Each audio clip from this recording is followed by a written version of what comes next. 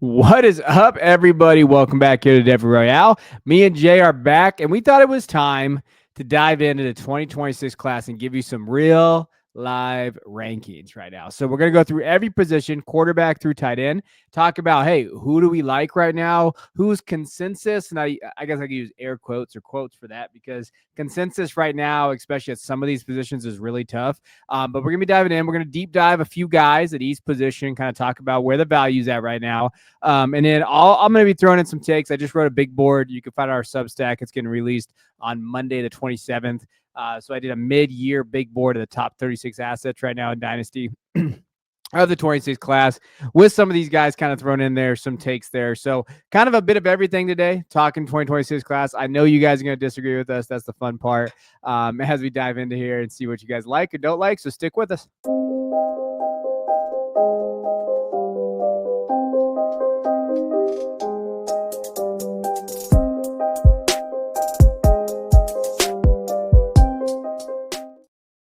All right. So before we dive into the actual players, Jay, what's your takeaway from the 26 class? We've always kind of talked about it not being that good-ish, right, compared to what we've seen in the past. We talked about 27 class being there, but we've had a lot of movement go on there. And I had some takeaways from my big board. Like, it took me a while to, after like the first 14, 15 guys, it gets a little scary. But, where are you at with this class? I have some takeaways too, but where are you at in general?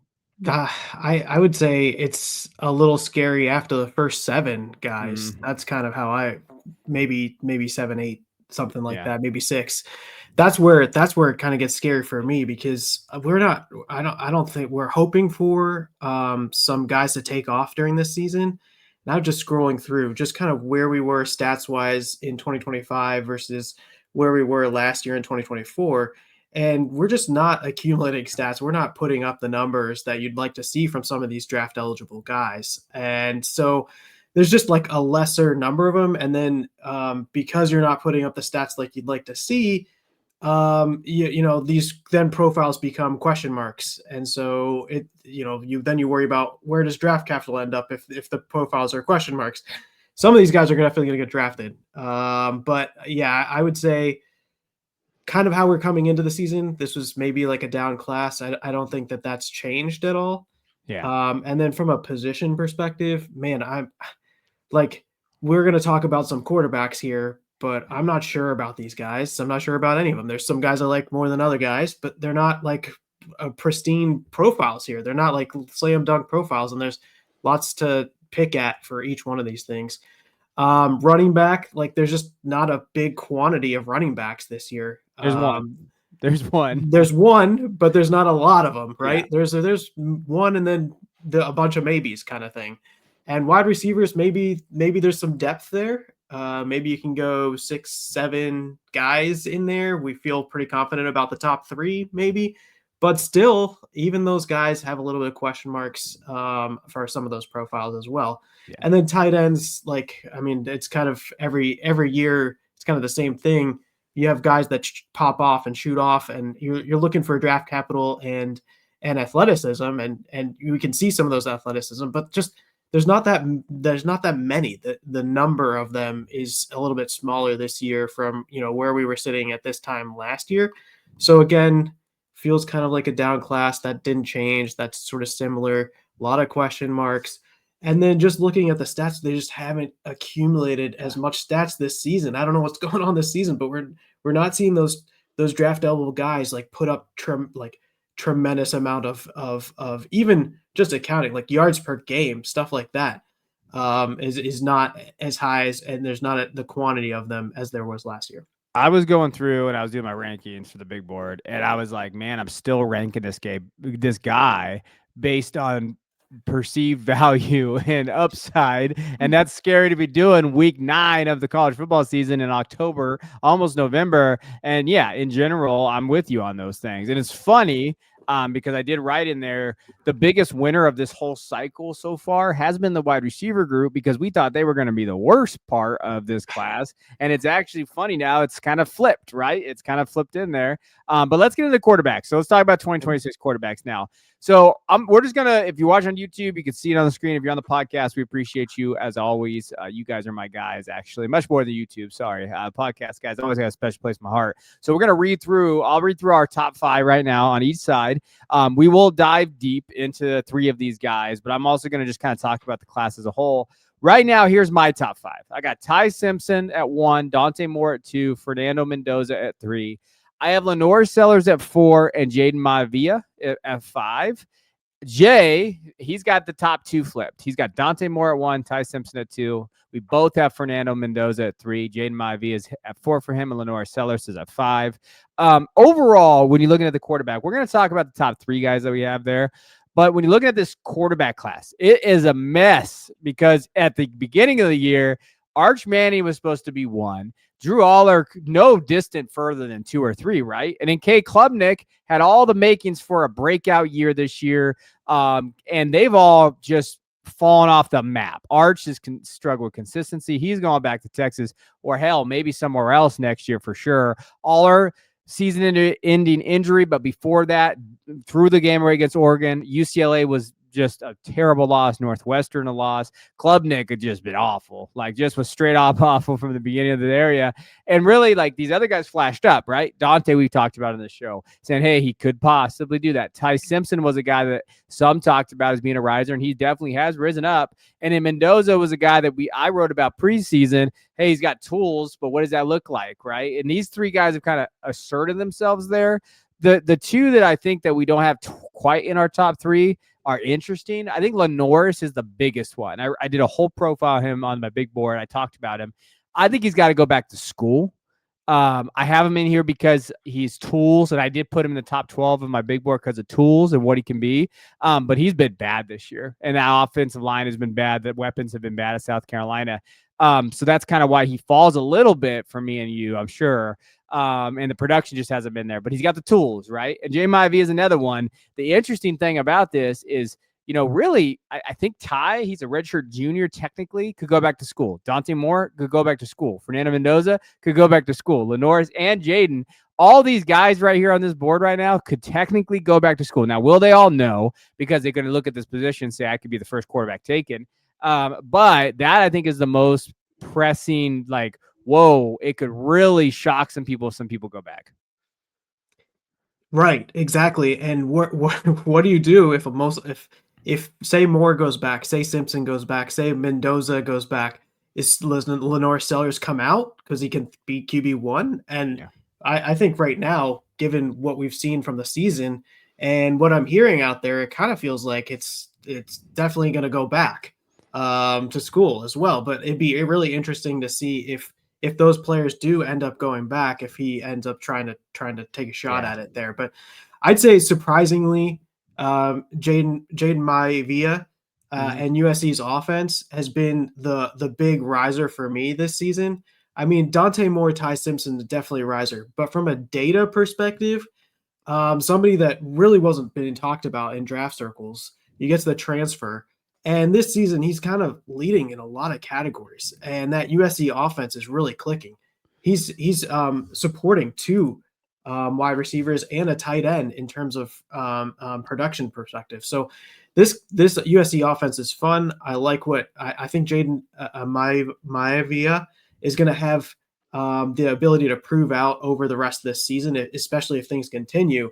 That he might be a quarterback that the NFL might be interested in. Yeah. So I think he, from a data perspective, looks really, really well. And I think we have to include him in a top 5 where guys like Nussmeier, Cade Klubnik, even John Mateer, who's looked okay at times here, Josh Hoover, there's guys that are Sawyer Robinson. There's guys there, but Jayden Maiava has looked the best from a numbers perspective of all the guys in the 2026 class. Yeah. The problem is, does the NFL see him as the NFL as a viable NFL QB? And hopefully we get to that point and he proves that out. But right now, that's been, from a numbers perspective, the guy that's been the riser.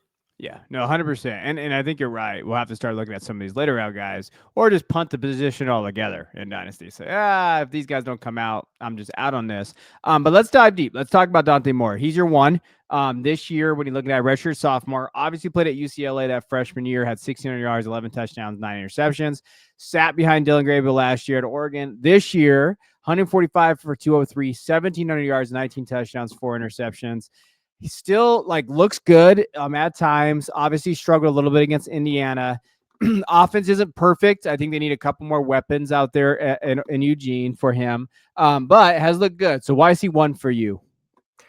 I think it's age for me right now is just the process. I weigh the age a little bit better. So this guy, he played a little bit his first year. It didn't meet a lot of those metrics, but he's meeting the metrics in year 3, which that'll come out. If he does decide to come out, that'll be a big deal for my process. And then if you get the first round draft capital, and you're a underclassman, that's pretty good.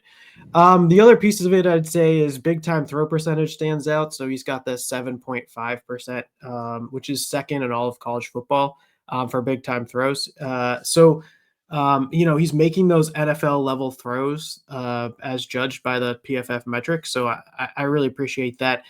And then, from an age adjusted metrics, he's meeting the adjusted yards per attempt, which I think is pretty important. At 9.7, which is ninth in all of college football right now. And he's got EPA per play, which is above what you'd look for in a year 3 guy. So he's 7th on EPA per play and 11th in total EPA. So very good numbers from him. He's looking like he's kind of at the top of college football right now from a metrics perspective. The only piece that I'm caution on right now is QBR. QBR is something I weigh heavily in the process. He's got a 72.4 right now, which has come off a little bit from where it was earlier in the season. That's 24th in all of college football. It is below his age-adjusted line there. But if you marry sort of like an underclassman with completing NFL level type throws, a strong expected points added, which I highly weight in the process.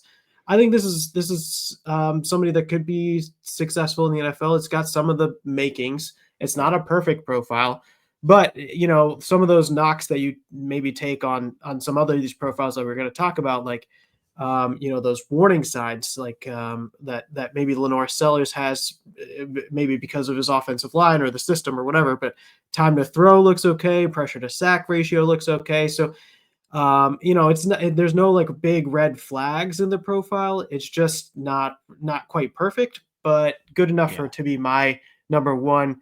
Just what I originally said, just because he was able to do this in year 3. Ty Simpson had to wait that extra year to do it in year 4. Yeah, I think with him, I think he's coming back for sure. I think so that maybe knocks him down in my There you go. perceived head. I just think because I think he loves Oregon. When you look at his high school, he was super committed there, played 4 years there, has a ton of reps there. UCLA obviously didn't work out, went back to Oregon where he wanted to go in the first place, but they flipped him at the last second.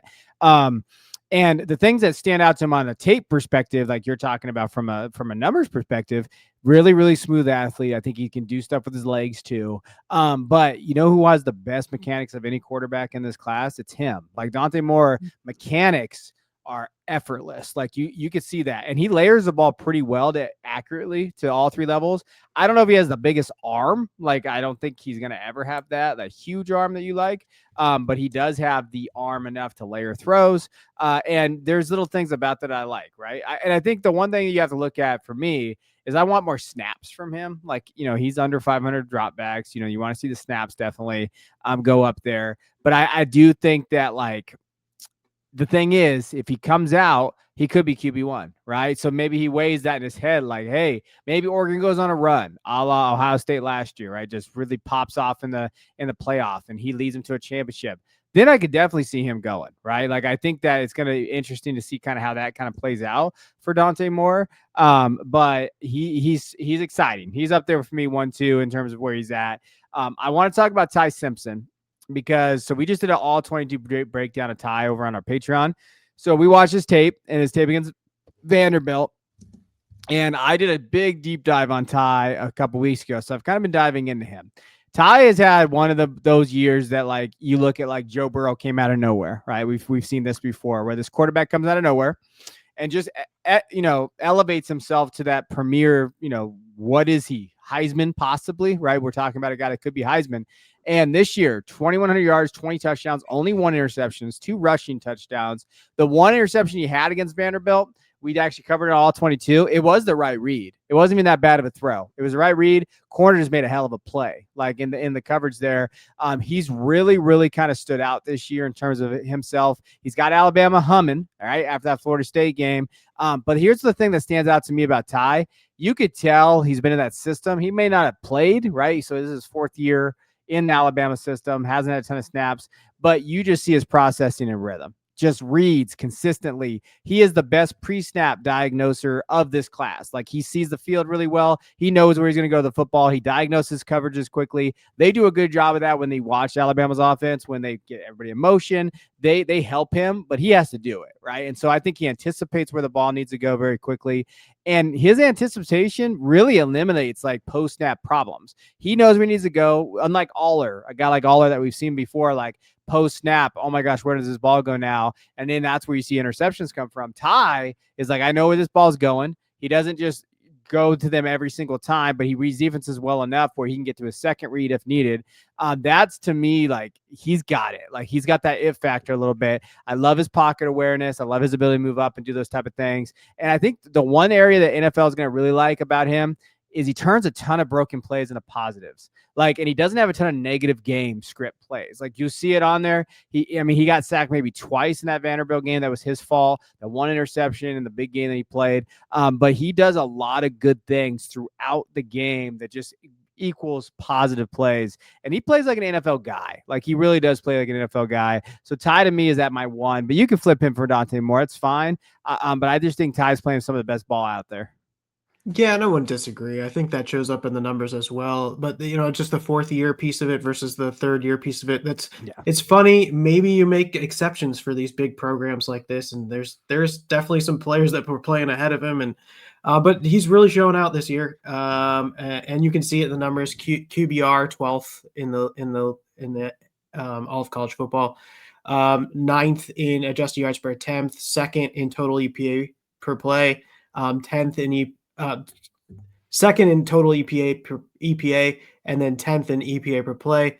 A decent adjusted completion percentage. The one call out that I'll make in terms of maybe watch items is the time to throw ticked up above 3 just recently. And so you just got to kind of watch that. I'd love to see something. My cutoff just arbitrarily is that 3. There might statistically be a reason to make it 3.05 or something like that, but I've gone the 3. And typically that anything above 3 has been one of those warning signs for me. So love to see him get that time to throw a little bit further down. But as far as from the age adjusted metrics, just like Dante Moore, he's just slightly below QBR in the season. Now, for year 3 for QBR, you're looking for something 79, 80-ish. Year 4, you're looking for something, 82, 83-ish or above in both of those cases. And so, clearly Ty Simpson at 81.9 is higher than Dante Moore at 72.4, but you got to factor in that age adjusted piece of it. And they're both just slightly below the line, but below the line kind of thing. So when I'm looking at those and you're piecemealing those things, yes, Ty Simpson, if you're just looking at straight the numbers, but might look a little bit better than what Dante Moore looks. But if you age adjust those things, what you'd expect from a 4th year versus what you expect from a 3rd year. The exception might be that, these are kind of they're both getting their first real crack at starting, even though the ages are different and they're different years. So that's, the other piece of that as well. But, the time to throw piece sticks out a little bit. And in Dante Moore's case, that big time throw percentage stood out a little bit as being one of the better ones in all of college football. So, just 2 things that you can kind of maybe you put one in the ledger on this side, one on the ledger on that side, and that's why that he sneaks ahead. But again, the first thing you start out with Dante Moore is, does he go back? That's a big question too. Yeah. So, for me, these 2, I think you could kind of flip them 1 or 2 either way. That's fine with me. But Ty Simpson, really, really cool profile. It's really interesting to see these guys that go, a 5-star kid that sits for 3 years behind some decent quarterbacks at Alabama finally gets a shot and gets a chance to really highlight himself and put himself in the first round. And so far, that's what we're seeing from Ty Simpson. And you just hope that continues. He builds on this and runs out the rest of the season so we can, get that first round from him. Yeah, in the era of NIL, it's kind of unheard of to see a kid stay this long, sit. Okay, now he's going to play his senior year. I mean, redshirt, junior year, but essentially his senior year. And I think he's out. Like, I think he's going because I think that he's going to read the tea leaves and be like, do I want to come back next year when all these dudes might be back? Sellers, Sands coming out, and then you're looking at Lagway still there, Arch is still there, right? Even some of these guys. What if Dante goes back, right? Or this next kid, Fernando Mendoza, Indiana quarterback. We have him on here. He's a bigger boy. He's a big one, 6'5", 225. He's had a really good year this year for Indiana. Obviously, Indiana is number 2 in the country, sitting there at 8 games played so far, 1,900 yards, 24 touchdowns, 3 interceptions. Has 3 rushing touchdowns too. Fernando has had a pretty good year. I did a profile in the beginning of the year before the season started. I looked at all the quarterbacks. And last year at Cal, he was pretty good then. 3,000 yards, 16 touchdowns, 6 interceptions. Played for a very, very bad Cal team with a bad O-line. This season, he showed why, Indiana went after him. He's a true junior, though, so he can have a couple years in terms of developing, and that's why they went out and got him. From a film perspective, things he does well. Very, very good decision maker pre-snap. Like, he's like, hey, I know I'm going to go with this. I'm going to go there. Knows where to miss, too, when he throws a tight windows. You see that. And he's got the arm. Like, if you're asking, all right, who's got the arm of this group? Fernando has an arm. And that he had that crap at Cal, back shoulder throws. Gets on his receivers quick. He has the arm talent to play in the league. And he can stand in when he's under pressure. He's been under pressure a ton in his career already, so he has that experience, and he stands in and delivers it, right? So I think that he's very consistent when it comes to that. Now, here are my giant red flags when it comes to Fernando Mendoza. Indiana's offense is not NFL friendly. Like, just it's bubble screen, slant, bubble screen. Like, there's not a ton of he'll push it vertically. He did it at Cal, but at Indiana, you're going to see a lot of that. Now, they throw it sometimes deep. You'll see them. I don't want Indiana fans to get all mad at me. There are times where they will push the ball. But this offense is going to be tricky to diagnose, okay, is it the offense or is it Mendoza? It's probably a little bit of both, but how much is it of this, right? We look at the Tennessee offense with Hendon Hooker and some of these guys have played there. All right, is it the offense that's kind of making this guy, or, is the quarterback, can he elevate his play to play in the NFL? And I do think the other thing that kind of worries me about him a little bit is, pocket awareness he struggles with. I think that's one of those things that when you think about, he's been under pressure a lot. He struggles sometimes with that pocket awareness. He's been under duress so much. And then hey, he really predetermines his snaps to where the throws where he's going to go, right? So he predetermined his throws on snaps sometimes. That's part of that offense. It's hey, this is where you're going with the football, right? They tell him this is where you're going to go. And when it's not there, ooh, man, he struggles with that, right? So that's why I think he'll come back another year to develop there. But he's got tools. I don't want to think he doesn't have tools. I think he's really a solid QB3 right now in this class.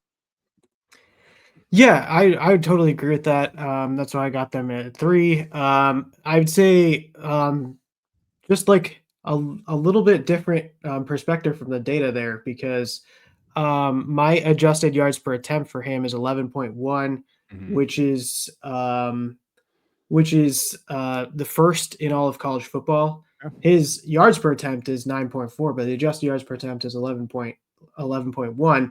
First in all of college football. And then if you go back and compare it last year to the adjusted yards per attempt from the main guys Jackson Dark, he was at 11.3. Curtis Rourke was 11.1. That's kind of the top end of where they were. So from a adjusted yards per attempt perspective, first in all of college football, that tells me that he's pushing the ball down the field. So from that perspective, looks good. QBR, 4th in college football at 88.6. EPA per play at 4th as well. Total EPA was 12th. So looks good. The big time throw percentage, 3.2, is kind of teetering there. I'd love to see that get a bit higher in my model. I'd love to see that move up. and potentially into the 4% range. That'd be great. So that number love, but he doesn't turn the ball over. So is 1.2% turnover worthy play percentage. That's second best in all of college football. So that's pretty good. No warning flags in terms of time to throw or a pressure to sack ratio. That call out of adjusted yards per attempt where he was pushing the ball down the field. That's interesting. You brought up your point about Indiana's offense. I'd also echo that. They're playing with pretty decent wide receivers there. Elijah Surratt has a certain profile to him that he's doing well, and then Omar Cooper Jr. is doing well as well. But each of those guys have Surratt's just over 600 yards and Cooper's just under 600 yards in the season. So he's supporting those guys. But, the piece that you'd wonder is is Surratt and Cooper Jr. in these college NFL or these college offenses supporting Mendoza in any way? Are they just have better wide receivers from that perspective? Or is it Mendoza that's doing? And if you look at where Surratt and Cooper Jr. were last year, they were also doing well as well. So it's interesting. That's the one question item that I have, and I'll have to figure that out. But in terms of the data, Fernando's looking pretty good this year. I'm not sure on him as an NFL prospect yet, and we'll kind of figure that out. But numbers wise, in terms of the guys. Jayden Maiava looks the best in terms of numbers perspective for those fourth years. Mendoza is right up there with a lot of those categories that Jayden Maiava looks like. And then Ty Simpson's kind of that next ring in terms of QBR, adjusted yards per attempt, EPA per play. I like the Ty Simpson story, and I like him playing at Alabama, and I like his NFL prospects. I'm just not sure on Mendoza quite yet, even though Mendoza and Maiava look maybe the best from the data perspective so far for the out of the year for us guys. Yeah, it's an interesting. That's why this quarterback spot, when we're talking about the 26 quarterbacks, have a lot of question marks, right? Because there's a lot of question marks to the profile. I mean, that's kind of the running kind of theme of this group as a whole. All right, let's talk about another group that's got a lot of question marks. Running backs, 2026 running backs right now. Here's my top five. I got Jeremiyah Love at 1, Jonah Coleman at 2, Jadarian Price, Notre Dame running back at 3, Michigan running back Justice Haynes at 4, and then Penn State running back Kaytron Allen at 5. Sorry, Kaytron Allen, I was such a dick preseason about you, but I have remedied that. I'm bouncing back a little bit. Jay's top 5. He's got Jeremiyah Love and Jonah Coleman at 1, 2, like I do. Justice Haynes, Michigan running back at 3, which must have pained him to put him there. Hollywood Smothers, NC State running back at 4, and then he still got Nick Singleton at 5, running back out of Penn State, who has had a pretty down year as a whole this year. Penn State's been bad all around. Really, this comes up to Jeremiyah Love is the one. I think it's hey, he could be the only running back drafted in round 1 of this group, and he checks a lot of boxes. I think as a day one guy, as a 3-down guy, he's done that really well. I mean, he's kind of pushed himself back in the Heisman race, possibly top 8, top 9 right now, after his big USC game, over 200 yards rushing. After that, man, there's a lot of if they don't test well, they don't show well in drills and the Pro Bowl, the Senior Bowl, the Combine, the Pro Days, a lot of day 3 picks in this bad boy, Jay, and fringe day 2 guys. So what's your overall just takeaway about your top 5? Yeah, this is a tough list. I feel like Jeremiyah Love, I'm pretty confident in. I don't exactly know if he's going to be a tier 1 type prospect, but he's, I had him at the top of the list. He's performed well enough. He looks good on most of these metrics. So that's kind of continues. And then the Jonah Coleman, Justice Haynes, you could flip those one or the other, but those guys at least are doing something this year. Yeah. Versus another list where if you looked at the beginning where this list looked like before the season started, you might have had 3 other guys on here. At least they're doing stuff, right? Hollywood Smothers as well, which is somebody I really didn't even have on my radar coming into the season. And now he's just done enough this year. Nick Singleton is the holdover. I feel like I shouldn't have him at 5, but I just didn't know who else to put there at 5. Just because we talk about it over and over again. the data, the numbers aren't that great this year. There aren't that many players, and you're not only matching like how well they're doing in the season, but what they look like from an prospect perspective. And Nick Singleton, if you just look at kind of freshman year and his NFL prospects and him becoming more of a receiving back and stuff like that, and forget about some of the stuff that happened later in his career, even in year two with the injury and getting back. It's not. It's tough. It's a tough profile, honestly, especially with what's happened at Penn State this year. But I do feel like because he has that receiving ability, because he has what he did in his freshman year, that maybe he still gets some sort of draft capital. Maybe there's some team that bites in because he tests really well, or I don't know, comes across really well. But just looking at the amount of running backs that are averaging over 100 yards per carry or per game this season, there's 5 running backs that are averaging over 100 yards rushing this season. There's a bit more if you add in receiving yards, so scrimmage yards per game. There's a bit more. Yeah, but those guys are Jeremiyah Love, Justice Haynes, Emmett Johnson from Nebraska, Hollywood Smothers. And Jonah Coleman's not on that list, but if you add in scrimmage yards, he has a bunch of receiving work in there. And then Ahmad Hardy. Those are the guys that are averaging 100 rush yards. There's a couple guys that are close, like LJ Martin is in the 90s. You got a couple other guys that are in the 90s, but you throw in that arbitrary 100-yard game, but it's just not that many there. And so the guys that are doing well, we got Jeremiyah Love on there. We got Jonah Coleman, and that's because the scrimmage yards per game. And he also looks okay, but it's been a fall off this year. Justice Haynes in there and Hollywood Smothers. Those are the guys that are producing. So I got to put them in there. And we'll talk about some of these guys more in depth as well. Yeah. Emmett Johnson might be the one I missed on because I like him a lot. I mean, when I'm looking at this group here, I have question marks about everybody. Like even Jeremiyah Love, Jonah Coleman too. Like there's question marks I think throughout these profiles here. I have Kaytron on here just because I think he's performed really well this year and produced, whereas Singleton hasn't. But Singleton could just tear up the workouts, and then he's right back to the kid. He should have came out last year, right? He would have been a day 2 pick last year.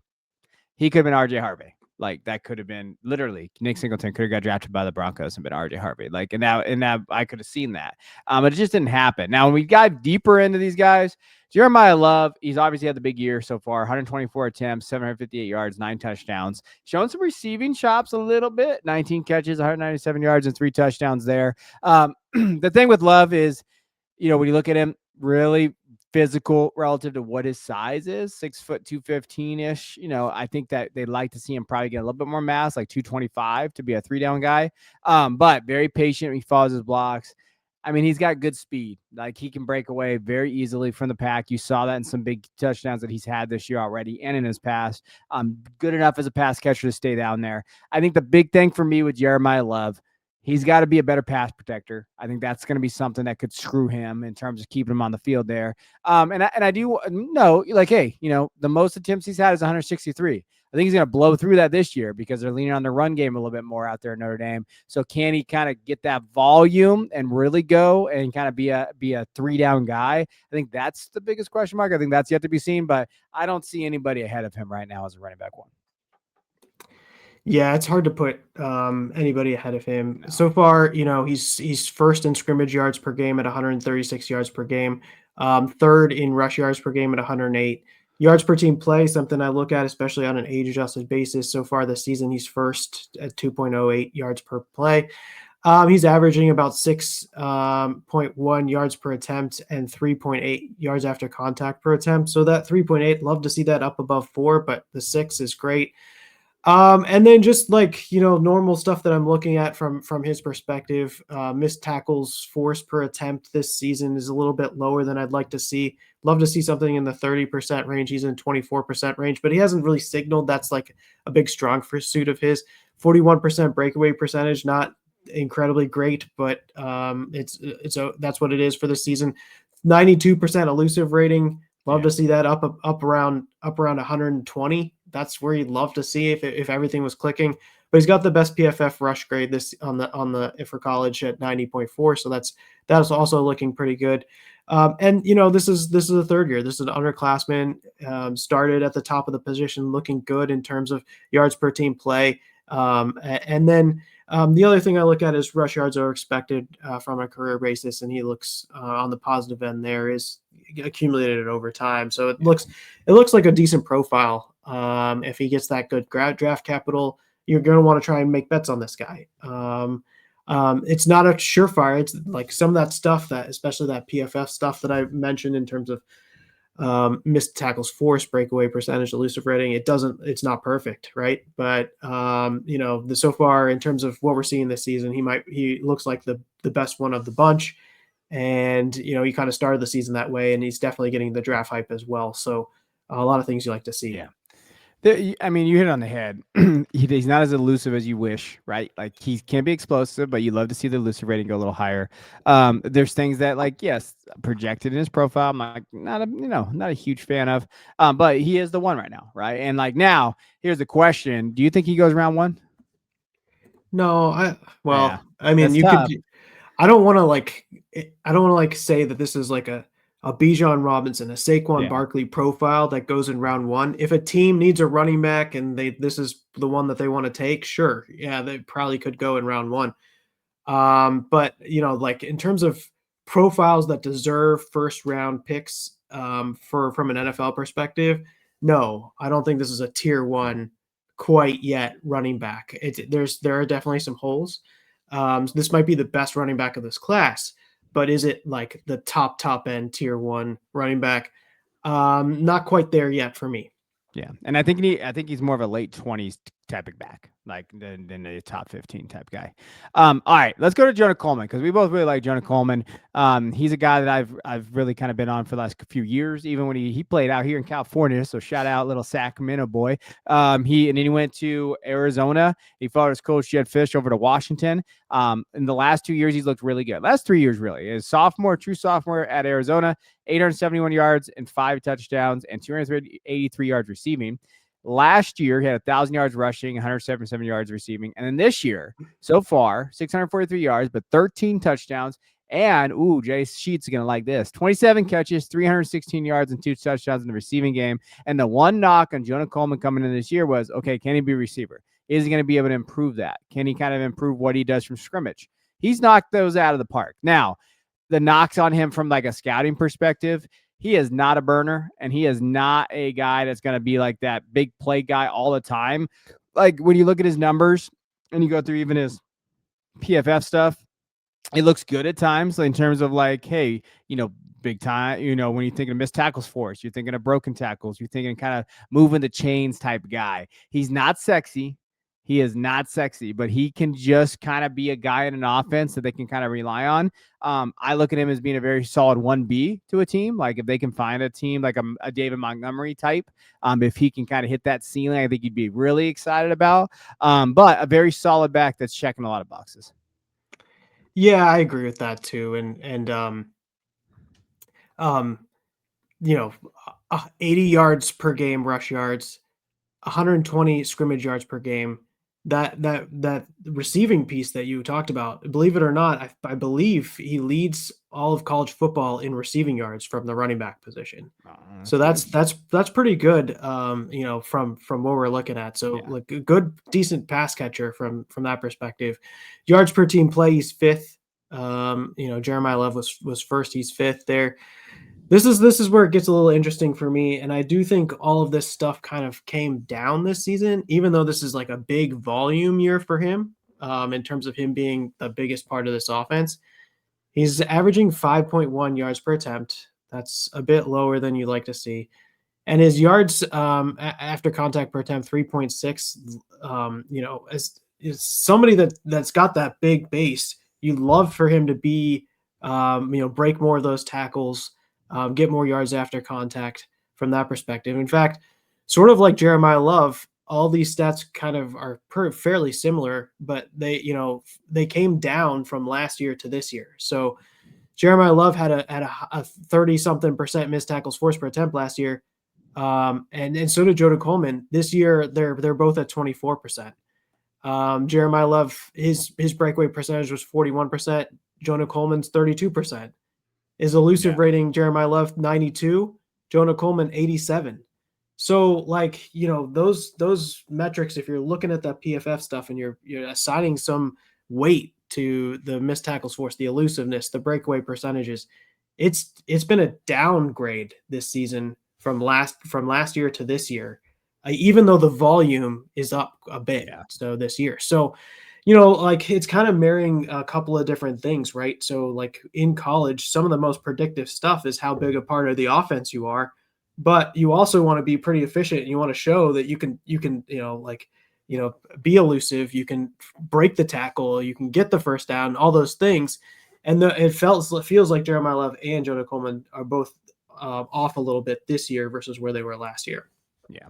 Yeah, it does. Yeah, that's why it's not a perfect profile either. And that's why you could see some of these guys like Hollywood Smothers, as you mentioned, maybe fly up there. A guy like Singleton, Emmett Johnson. There's some other guys outside the top 5. A guy I really like is Jadarian Price. He is Notre Dame's backup. I wrote an entire profile on him. That's how much I like him. I think that he is just as good as Love. I think he's very close to Love. I think he's going to come back next year. But he is my running back 3 right now in the class. And there's a reason. I think that he's explosive. I think he could be that guy too. So like Jay pointed out with Jonah Coleman, a lot of red flags there too, right? Like, and you've seen these guys. Really what it comes down to, and I think with the running back position, look at Bill, right, from Washington Commanders, this Ja'Cory Krosky-Merritt, whatever you want to call him. He found an opportunity. He had an opportunity, even though he got drafted in the 7th round, and there's an opportunity there in front of him, right? Good look at a guy like Trayvon Henderson, who he loved. Just Mike Vrabel hates him. Right. He found an opportunity to, like, even though he got routed to capital, he just can't find that role yet to be a consistent performer. So I think with the running back position, you're looking for profiles you like. Like, I really like Jonah Coleman's profile, but I mean, that's going to go to shit when he goes to somewhere that just doesn't give him that opportunity. Right. Like, what my biggest concern is Jonah Coleman is what Damian Martinez was last year. Like, that's my biggest concern with Jonah. Like, is he Damian Martinez to the NFL? Then we're really in some trouble. Yeah, that's tough. Yeah. So the guys that I'd say, like Hollywood Smothers and Justice Haynes. In fact, Haynes, I would honestly maybe even consider flipping Coleman and Haynes, just because of the season he has. But those guys are the 3rd-year guys that looked really good in terms of a volume perspective. And you can see some explosiveness from those guys. So those are the guys that are probably my risers this year. And those are the guys that maybe going into the end of the season and into draft season, those guys look more and more interesting. And maybe with what we're seeing from Jonah Coleman, maybe because of some of those other issues, that he kind of falls a little bit from that perspective. Yeah, 100%. All right, let's go to the wide receivers. We'll go deep dive into these guys, and then we'll get out of here with tight ends. Wide receivers right now are fun. It's interesting because it's kind of been a complete narrative shift from the beginning of the year. Beginning of the year, we're like, man, I don't know. We don't see them. But I think there are 3 guys, and they're all in our top 3 here that could be wide receiver ones if they hit their ceilings. So my top 5, Makai Lemon, USC wide receiver. At 1, Jordyn Tyson at 2, Arizona State wide receiver. Carnell Tate, Ohio State wide receiver at 3. Jeremy Bernard, Alabama wide receiver at 4. And I have KC Concepcion from Texas A&M at 5. Jay's got Makai at 1, Carnell Tate at 2, Jordyn Tyson at 3. He's got a love affair for this man. Denzel Boston at Washington, who's had a heck of a year too. And then Jeremy Bernard at 5. What's your takeaway from this wide receiver group? We've kind of already talked about it, but just in general, I know we're going to talk about the top 3 guys, but Denzel, Jeremy being down there, it's a deeper group too. When you get past these guys, there are some guys in these wide receiver groups that you're like, hey, Chris Bell at Louisville, Jacoby Lane at USC. Hey, Isaiah Satigna, I always mess up his name, at Oklahoma. Eric Singleton's still out there. There's guys out there. Eric McAllister's having a pretty good year for TCU. Chris Brazil, if you want to go the route of going Tennessee wide receiver, you can. I don't know, Jalen Hyatt fans out there, but you could. He's having a good year too. So what's your takeaway from these guys? Makai Lemon is fun. Yeah. Yeah. I think he's going to be an NFL wide receiver stud. I really, really like him. I like his profile. I like what he's doing this season. Carnell Tate is surprising for me, just because he's kind of been behind some of the other wide receivers in terms of market share and everything. And even this year, the total volume isn't incredible. It's 20% target share basically for him. But when he's targeted, he's super efficient and he's crushing some numbers. So Carnell Tate was the big riser. I didn't know whether he was going to shine this season. I was uncertain, especially with Max Clare coming there and Brandon Innes there. Was Carnell Tate going to be that second option? And I really do think, since so far watching the Buckeye games, that I think that he's really shown it. So I think he's played his way up into a high first round. So that's a surprising one for me. Jordyn Tyson being my wide receiver 1 coming into the season, slipping down to 3. He's getting a tremendous amount of volume, just not quite as efficient as maybe the other two have been so far in this season. Denzel Boston and Jeremy Bernard are sort of those bigger guys, the bigger profile guys. At least Denzel Boston is, but they do have a little bit of size to them. I think the NFL will be interested in them, but the numbers aren't quite perfect for those guys. Yeah. The one guy that you have on your list that I'm jealous, I wish I put him on my list, was Casey Concepcion. He looks good from a data perspective. I just worry about NFL viability in terms of frame, NFL frame, size, weight type of things. But that profile is a really nice profile from a data perspective. And then I completely agree. There's some depth here. We got 5 guys here. There's maybe 8, 6, 7, 8 that we feel pretty comfortable with, and you can rank. So I'm like this class. I like this wide receivers, and I really really like Makai Lemon. I mean, I've watched a few of his games, and it's nice to watch. It's fun. You can see what his game looks like and translates to the NFL. And he's just a fun player. So I'm excited about him. No, this group is solid. And when you go into Makai, let's talk about him. Wide receiver USC, huge Makai fans here. Big Makai when he's playing out here at Modern Day. We talked about him being a corner / wide receiver, but he's taken a major jump this year when you're looking at his numbers. 48 catches, 758 yards, 6 touchdowns just through 7 games. Is going to hit the 1,000-yard receiving mark. He is special, man, when you watch him play. Like, he is all over the field. He is literally the reason why they said, Zachariah Branch, you can leave. Deuce Robinson, you go right ahead, because we know why. We got this kid, Makai Lemon. I mean, he single-handedly won that Illinois game. He's been special. If their defense was just a little bit better, I mean, Makai could have been, they could be undefeated at this point. And when you think about what Makai's been able to do, and the question I have for Makai, I think he's inside out. He can play. He's versatile, right? Slot, outside. What's his size really? He's listed 5'11", 195. I hope he's 5'11", 195. The question is he under 190, right? I think that is where we're going to start seeing some oof about him. But overall, like, there's not a lot to hate about his profile. He's a phenomenal player. Yeah, no, first in receiving yards per game on the season in all of college football. First in reception yards per team pass attempt at 3.32. 27% target share, really, really good. Route run, yards per route run, he's third at 3.64. Targets per route run, 29%, ninth. And then first downs per route run, he's at 15%, so fourth. He's averaging 15.8 yards per reception with a 7.7 yak per reception. Just incredible numbers. This profile looks really, really good. I'm excited for what he can be in the NFL. I don't know, like, I'm not perfect at this stuff, but I kind of see him kind of playing that slot position. I think you're seeing a lot of the draft analysts start talking about it. But if he does have the outside versatility as well to him, that's nice as well. But I kind of envision the way I see him play, it kind of feels like it's a slot guy. He can be. I think that he's just a dude that can play multiple positions and kind of utilize that. If it's in the slot and he's going to excel there, perfect, right? I think that he can definitely do that. He's a lot of fun when you look going over him. And I think he could be the first wide receiver taken. I think a team could really like him and be that first wide receiver guy. All right, let's talk about Ohio State. All right, Carnell Tate. Let's get into him. He's had a good year, and I've always been kind of a Carnell Tate fan. I always say that he was Jeremiah Smith before Jeremiah Smith got on that field. This year, 34 receptions, 587 yards, 6 touchdowns. Jay alluded to it. Not a ton of, when you're looking at just his share, his ability to kind of get targets.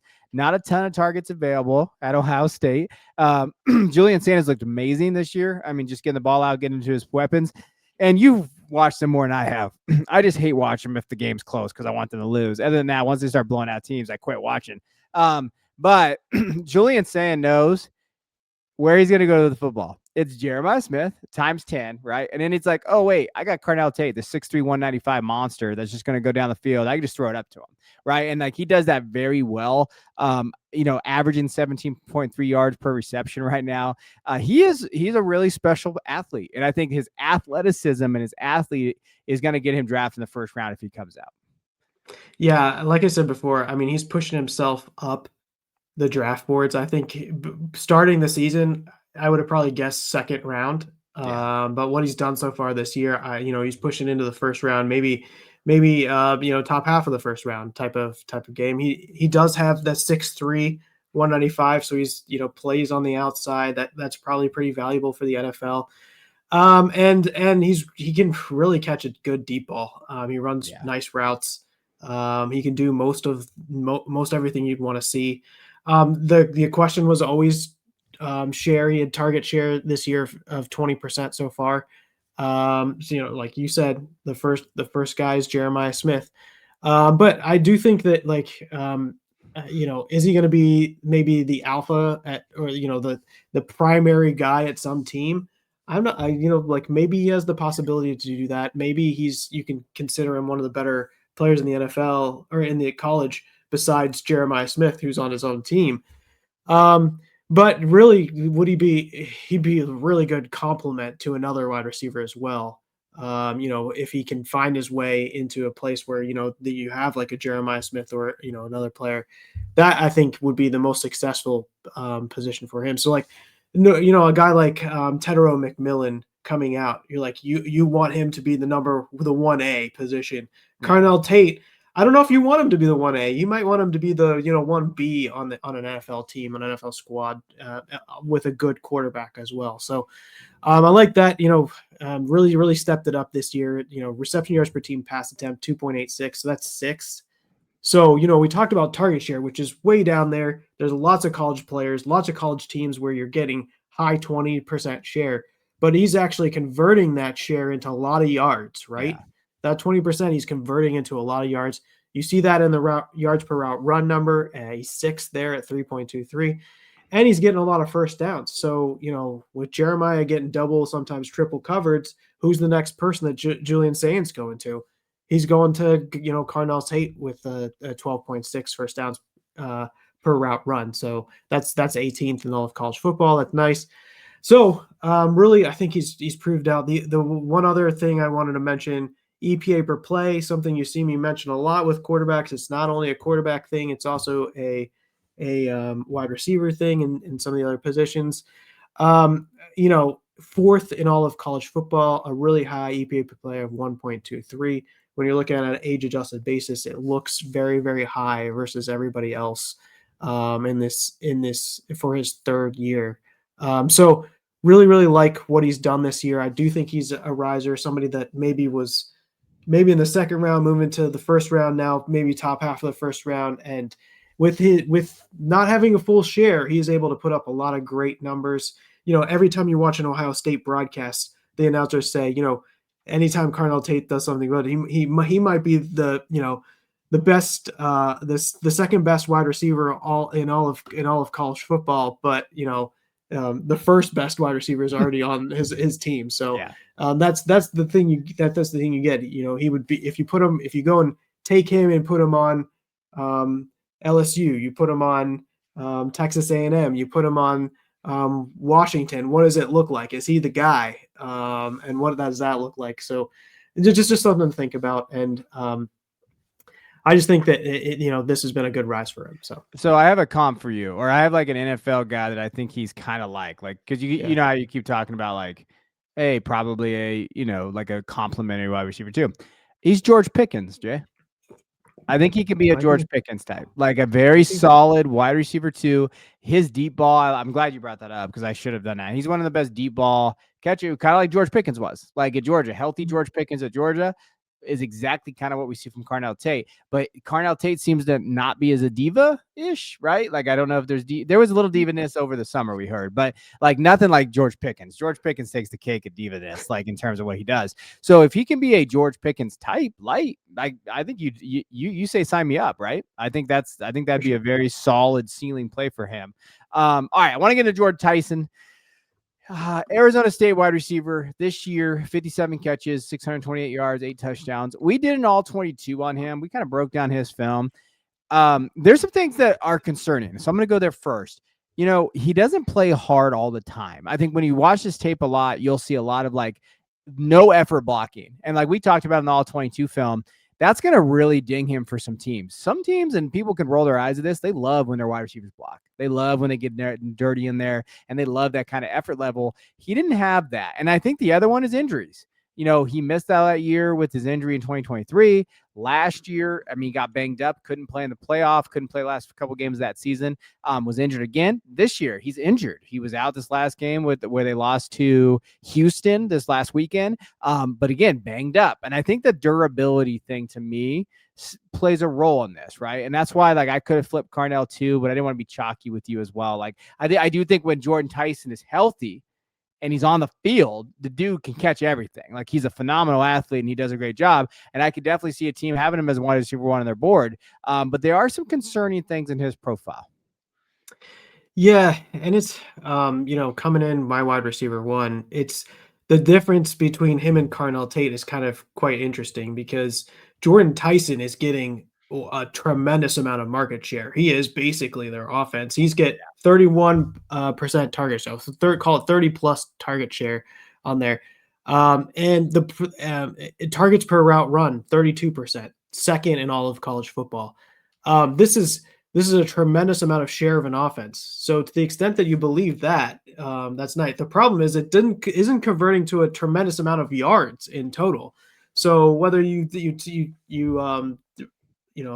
attribute that to Arizona State's offense this season versus where it was last season, it's interesting because he's getting all the opportunities, and you'd expect him to be at the very top of some of these other categories, and he's not quite there. So reception yards per team pass attempt, 2.48. That's 21st in all of college football. It's below the line for a fourth-year guy from a age-adjusted basis. Yeah. So that's something you'd love to see higher. His EPA per play is 0.56 so far, below the line for what you'd like to see for a fourth-year player. Even the route run stuff. So the yards per route run. I told you targets per route run. Targets, very, very high. Volume, very, very high. Yards per route run, 2.27, 52nd in all of college football. So just that conversion into the yards, which if you contrast with that with Carnell Tate, he's maybe not given as much opportunity in terms of share of an offense, but he's converting that into a lot of yards, a lot of efficiency from that perspective. So that being said, it's still a good season. There's lots to like about this profile. And lots to still like. I do think he's got NFL buy-in. There, we talked about maybe injury concerns, and that's something you'll have to watch as we go through the draft process. But he kind of feels still like a first-round wide receiver from an NFL perspective. It's just, was it the perfect season that you'd want to see?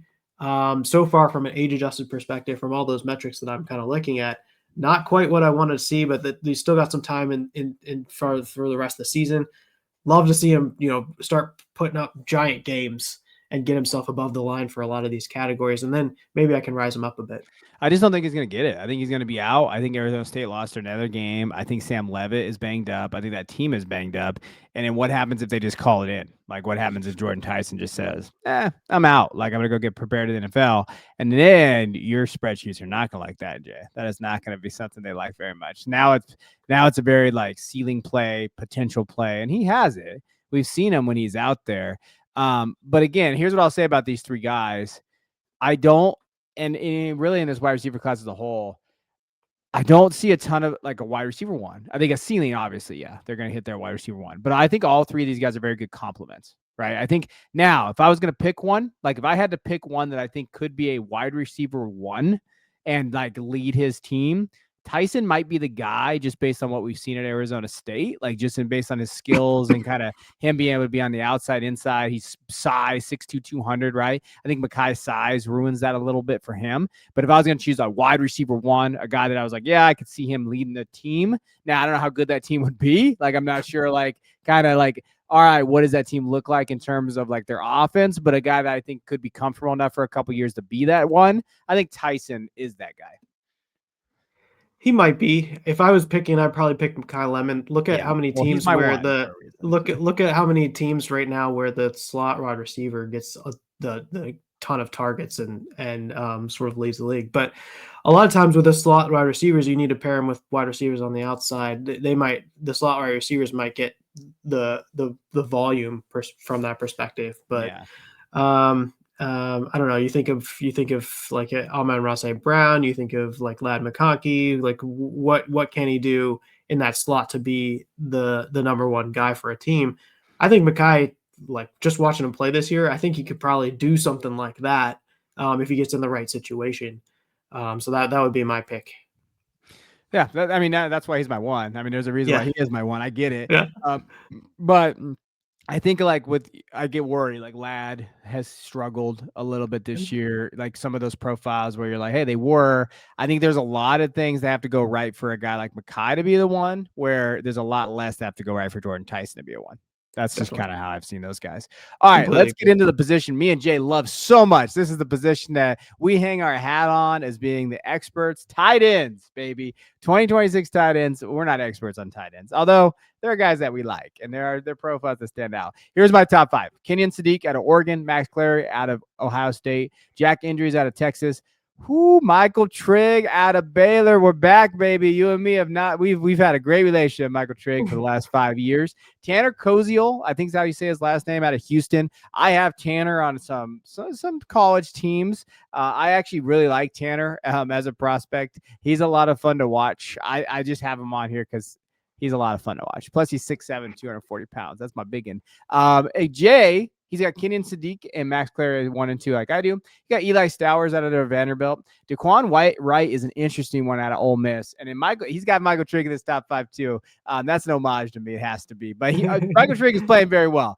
The one downfall of Michael Trigg is he can't catch the damn football consistently, which at the tight end position, when you're not a very good inline blocker, is going to hurt you. But he has produced in Baylor's offense, so we got to give him a shout out there. We're going to talk about Sadique. Is there anybody else you want to talk about of the other guys that you want to kind of mention? Nah, a lot of 4th and 5th year guys. I'm not like super excited about everybody here. Tell me who gets the draft capital, and I'll be more excited about it because like there's not a lot of production out of these guys. It's hard to really tell too much from what we're looking at. Michael Trigg, Tanner, those guys kind of are leading the league in terms of the NCAA in terms of yards per game, in the 60s and mid 50s, but really like not a tremendous amount of production, not like what we were seeing last year from Harold Fannin and Tyler Warren. From them. So like those guys maybe were a little bit easier to call than this group because it's a bit tougher right now. This is back in like the day where we had to be like, well, this guy could be very good in the NFL. I don't know why. This is why. Max Clary, is that how you say his name? You would know. Claire. So Claire, I've talked about this in nauseam. Like, Ohio State dudes at tight end position just don't produce, right? He produced at Purdue though. And while it was Purdue, I like him a lot. And I think that he could be one of those guys that's really NFL ready. Like, and he's a guy to watch. I mean, he's already getting round 2 buzz and he hasn't done shit at Ohio State this year. So like, that's someone who I do think that like, is just like, hey, Max should be on everybody's radar from a dynasty perspective. But let's talk about Sadique. Let's talk about him. He's the guy, he's junior, 6'3", 245. Listed 6'3", 245. I know there's some talk about him being maybe 6'2", which, oh man, that would be rough. With Sadique here. This year shown some promise, 22 catches, 311 yards, 5 touchdowns. Where are you at with Sadique as a prospect? I think he's a pretty good athlete. And I think he's got the potential to get some draft capital. The numbers, like most tight ends prospects that come through, aren't exactly you love for the numbers to marry with like who's going to be higher drafted guys, but the numbers aren't that great this year. I was kind of hoping You had it was him and was it Ferguson last Yeah. year that were sharing, and I was hoping he captured more of the Oregon offense this season, just kind of get some volume. But right now he's got about 12.6% target share. So it's not like a tremendous amount. He's 11th in reception yards per team pass attempt, 19th in yards per game. Um, and nothing really to write at home about. The one thing I'd call out is yards per reception for tight ends is something I also like to look at. Something above 14 helps from Yeah. the stuff that I look at. And he's got a 14.1 so far yards per reception. So that's standing out. Sometimes that shows about like a little bit of, are you going to be that pass catcher? Are you going to actually run routes and not these sort of like smaller or dump outlet type routes or type of things? And he's got a decent yak. He's got 7.0 yak per reception as well in the season. So maybe some of those signals, that's not a lot of volume, but maybe some of those signals that you're seeing kind of matching with, his athleticism profile, and then kind of where the NFL might draft him looks kind of okay. You know what I'm saying? Yeah, no, I get what you're saying there. But what I'll say with Kenyan Sadique, this is what I'll kind of mention about him. I think from like you talked about, you wish he was moving more in the offense. They've had opportunities, right? So when you think of like Dickey got kicked off the team, when you think of kind of like what that roster looks like without Evan Stewart, I mean, people forget Evan Stewart's still on this team. He just got injured. DeCorian Moore is a true freshman. And like, you're like, okay, a lot of things set up for him to kind of be more, right? Can get more receptions, can get more targets, can get in this offense. That worked against him because I think, you know what they found on this team? I mean, yes, Dante Moore has looked really good. We talked about him already. They're running the shit out of the football. Like they are just like, they're looking at guys. And I mean, not for Makai Hughes, unfortunately for the Makai Hughes people out there. He's no longer on the team. Actually, he's looking for another team. But when you look at like their numbers overall from a rushing standpoint, Noah Whittington, Dr. Hill, Jordan Davidson, and Jayden Lemar, they all have over 250 yards rushing this year. Whittington and Hill and Davidson account for almost 1,100 yards. I mean, they're just running the ball, 1,800 yards rushing already this year. That I think is kind of eaten into kind of the receiving game a little bit because they've leaned on that so much. I will say, if you want to say, okay, what do you like about Sadique in terms of his profile this year? When you look at kind of the big games, Penn State, 6 catches, 49 yards. They went to him, right? And in Oregon State, 4 catches, 60 yards. That was one of those games. Those were his 2 biggest games. Rutgers, I mean, when they came out and really wanted to pound them, 4 catches, 80 yards, and 2 touchdowns, probably his best game of the year. Indiana, he struggled though. They did target him though. It just didn't get in the football. So like, I don't love the tight end position. The tight end position is difficult to kind of gauge this year. I think Sadique is more Isaiah Likely than anything. I think he can be okay. I think, but his size, if he's really 6'3" listed, is he 6'2", 230? 235, because if that's the case, I mean, he's athletic. He certainly is. I think that's be the big concern that you have in terms of him at the position. So that is our deep dive into the quarterbacks, running backs, wide receivers, tight ends. No doubt someone else is going to pop off in the pre-draft process as we get into it, and I'm sure that'll happen. I know that if you want our rankings, I'm updating our rankings this week. We're going to get our November sheet out this week. At the end of this week, Saturday, Sunday, as we kind of dive into it. So I'm kind of updating all of our rankings over on our Patreon. That's where you can find it there. You can join our Discord, or you just go jump into our Substack and read our daily articles over there. But in terms of this class, as we get closer down to it, once January hits, me and Jay are fully in rookie mode. We'll start talking about a lot of these guys as well. But I hope this kind of gives you a base for what's out there right now. What are those guys at? If you want more of a deep dive, you can check out my big board in terms of dynasty. I kind of do more of a dynasty angle over there on our Substack. I just released it. Jay, any final thoughts before we move on? Anybody beat the Buckeyes this season? They haven't played anybody yet. Let's Okay. be clear here. Let's go. We have time. Who is Ohio State played at? Because I was gonna yell at you the Discord, but I've been really busy. So if you want to go through their rent, Texas is ass, by the way. So that Texas win 14-7 doesn't look as good as it is. Grambling, oh man, those Grambling, you got to watch out for them. Ohio, Washington, I'll give you at Washington. That was an okay win, 24-6. But Michigan just did the same thing. So to me, okay. So that's pretty close there. Minnesota 42-3. Minnesota's a pretty good program, but they just lost 41-3 to Iowa. So like part of me is like, okay, how good is Minnesota? Illinois win was okay. Illinois just lost to Washington though. So like, and in Wisconsin. And then they have Penn State, Purdue, UCLA, Rutgers. They might have the weakest schedule I've ever seen from a number one team. Like in my opinion, Indiana should be number one over Ohio State. Wow, that's saying something. I don't know about that. Maybe a weak schedule, but if I think from a complete team in terms of who's playing sufficient offense and sufficient defense, there's not too many teams this season that got it both. You got some like USC is like a monster from an offense perspective.